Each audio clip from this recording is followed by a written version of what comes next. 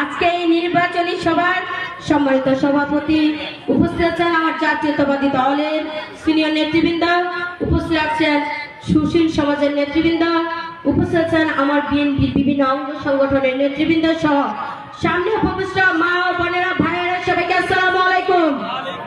কেমন আছেন আপনারা? আমরা ভালো আছি আলহামদুলিল্লাহ। আমরা আরো ভালো থাকতে চাই তো নাকি? আজকে আপনাদের মাঝে এখানে এসেছেন আমাদের মাননীয় মহাসচিব স্যারের সহধর্মিণী জনাব রাহাতারা বেগম। আমাদের মাঝে উপস্থিত হয়েছেন আমাদের স্যারের মেয়ে সাফানুল মির্জা সুমি আপু। কেন এসেছেন? ওনারা তো জানেন যে ঠাকুরগাঁয়ের মানুষ বিএনপি পাগল, তাই না? এসেছেন শুধু আপনাদের মুখগুলো দেখার জন্য, ভালোবাসার প্রতীকগুলোকে চিহ্নিত করার জন্য, উনাদের আনন্দের জায়গা থেকে এসেছেন আপনাদেরকে জানান দিতে যে আপনারা দীর্ঘদিন আমাদের স্যারের সাথে আছেন, আপনারা যে এখনো আছেন এটা দেখবার জন্য ওনারা এসেছেন। আজকে আমি মনে করি আজকে ওনারা ধন্য হয়েছেন আপনাদের এই উপস্থিতিতে। এত নারীরা, এত মায়ে বোনেরা, আমার এতজন উপস্থিতি। আমি সকালে গিয়েছিলাম রুইয়া 20 নম্বরে। ওই সারাদিনের ক্লান্তি আজকে আপনাদেরকে এখানে দেখে সত্যি আমি আনন্দিত হয়েছি, মুগ্ধ হয়েছি, বিমোহিত হয়েছি। আমি খুব প্রাউড ফিল করছি এই ঠাকুরগাঁয়ে এই রোড জায়গাটাতে, এই 12 নম্বর ওয়ার্ড সত্যিকারের বিএনপির খাতির। তাই এই 12 নম্বর ওয়ার্ডের নেতৃত্বদেরকে যারা এই আয়োজন করেছেন তাদেরকে আমি আমার অন্তরের জায়গা থেকে, আমার ঠাকুরগাঁ জেলার মহিলা দলের পক্ষ থেকে অসংখ্য ধন্যবাদ জানাচ্ছি। কি চেতনায় নারী, বিপ্লবে নারী, গণতন্ত্র ফেরাতে আমরাই পারি। আজকের উপস্থিতি বলে দিচ্ছে এই নারী অর্ধেক ভোটার, অর্ধেক জনসংখ্যা, তাই না? অর্ধেক জনগোষ্ঠী যেখানে নারী, অর্ধেক ভোটার যেখানে নারী, সেখানে কি আমাদের আলমগীর সাহেবের চিন্তা আছে? কি চিন্তা নাই তো? কি মা বোনেরা, চিন্তা আছে? ভাইদেরকে বলে দেন কোনো চিন্তা নাই, বলে দেন যে কোনো টেনশন নেবেন না, আমরা ঠাকুরগাঁয়ে এই আলমগীর স্যারকে বিপুল ভোটে জেতাবো ইনশাআল্লাহ। ইনশাআল্লাহ আওয়াজ তুলেন, শোনেন, এইরকম আলমগীর স্যার আমরা আর পাবো না ঠাকুরগাঁয়ের বুকে।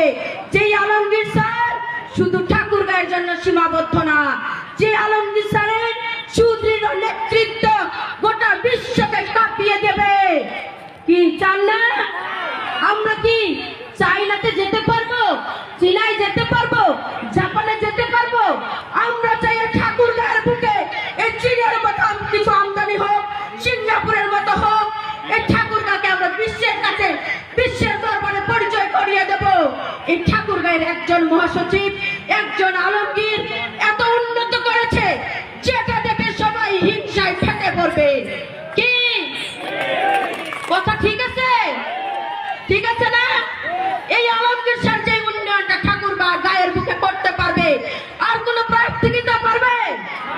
কি কি তক্কা নেই আমাদেরকে? আমাদের তারেক রহমান নাকি 1.5 বছর ভয়ে দেশে আসতে পারে নাই।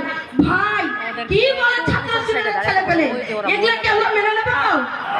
এই দীর্ঘ 17 বছর কার জন্য লড়াই করেছি, কিসের জন্য লড়াই করেছি আপনারা জানেন না? কি তাহলে জবাবটা কিভাবে দেবেন? জবাবটা সেভাবে দেব। এই বাংলার মাটিতে, এই ঠাকুরগাঁয়ের মাটিতে ধানের শীষকে এমন ভাবে প্রতিষ্ঠা করব যেন গোটা বাংলাদেশ তাকিয়ে থাকে, হাইরে ঠাকুরগাঁ, এত ঠাকুরগাঁয়ের মানুষ আলমগীর সাহেবকে ভালোবাসে, এটা যেন একটা জাদুর খেলা হয়ে যায়। কি পারবেন না? শোনেন, আলমগীর স্যার এত উজ্জীবিত কোথা থেকে, এত তরুণের মতো নেতৃত্ব দেয় কোথা থেকে?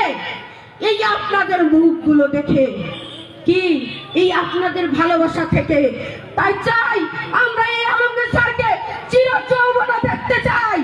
এই আলমগীর স্যারের নেতৃত্ব আমরা যুগ যুগ ধরে চাই, চাই না? কি আমরা কি থেকে থাকবো? কি ঠেকাই রাখবেন? উন্নয়ন থেকে কি বঞ্চিত হব?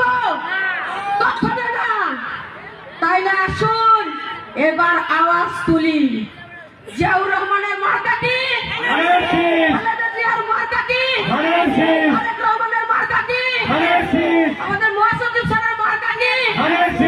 হয়ে যাবে, জিতে যাবে, জিতবে তো। সবাই বলি, আমরা বলি, তোমরা বলো, তুমি বলো, আমি বলি, সবাই বলি, ধানের শীষ জিতে যাবে, জিতবে তো।